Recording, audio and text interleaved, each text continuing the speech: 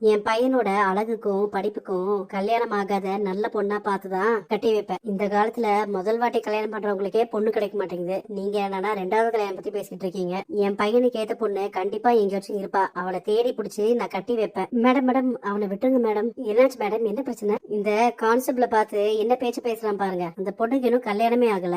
அந்த பொண்ணுக்கு 2 புருஷன் இருக்கான்னு இவன் சொல்றான். டே முத்து, அந்த கான்செப்ட் பேரு ரோஹிணிடா. ரோஹிணிக்கு 2 புருஷன் தானே? மன்னிச்சிருக்கு மேடம், இவன் பொண்டாட்டி பேரு ரோஹிணி. அந்த பொண்ணுக்கு முன்னாடியே கல்யாணம் ஆயிடுச்சு. அதை மறைச்சு இவனை கல்யாணம் பண்ணிச்சு. அந்த கவலையில தான் இவன் இப்படி பிஹேவ் பண்றான் மேடம். இந்த ஒரு தடவை மட்டும் மன்னிச்சு விட்டுருங்க. மனோஜ் வா, நீ கார்ல ஏறு. என்ன மாஸ்டர் இது, உங்களுக்கு போய் இப்படி நடந்துருச்சு? அந்த ரோஹிணி நம்ப வச்சு இப்படி ஏமாத்திட்டாலே. நீங்க இவ்வளவு பெரிய புத்திசாலி மாஸ்டர். எப்படி நீங்க அந்த பொண்ணு சொன்ன பொய்ய கண்டுபிடிக்காம விட்டீங்க? என்ன பண்றது, கண்மூடித்தனமா நம்பிட்டேன். என் பையன் வாழ்க்கை நல்லா இருக்கும்னு நினைச்சுதான் அவளை கட்டி வச்சேன். அவ இப்படி நம்ப வச்சு கழுத்த இருப்பான்னு யார் எதிர்பார்த்தா? ஏய், நீ எதுக்கு இங்க வந்த? மரியாதையா வெளியே போ. இல்லாட்டி நான் என்னோட திங்ஸ் எல்லாம் எடுத்துட்டு போலாம் தான் வந்தேன். நான் இங்க தங்குறதுக்காக வரல ஆண்டி. என் துணியை மட்டும் எடுத்துட்டு போயிடுறேன். அத்தை நில்லுங்க, நீங்க ஒன்னும் அவ துணியெல்லாம் எடுத்து போட வேண்டாம். ரோஹிணியே வந்து எடுத்துட்டு போட்டோம். ஐயோ, இவ துணியெல்லாம் தூக்கி வீசினா தானே நம்ம எதிர்பார்க்கறது நடக்கும். இந்த மீனா காரியத்தை எடுத்துருவா போல இருக்கே. இந்தா புடி, சீக்கிரம் எல்லாத்தையும் எடுத்துட்டு கிளம்பு.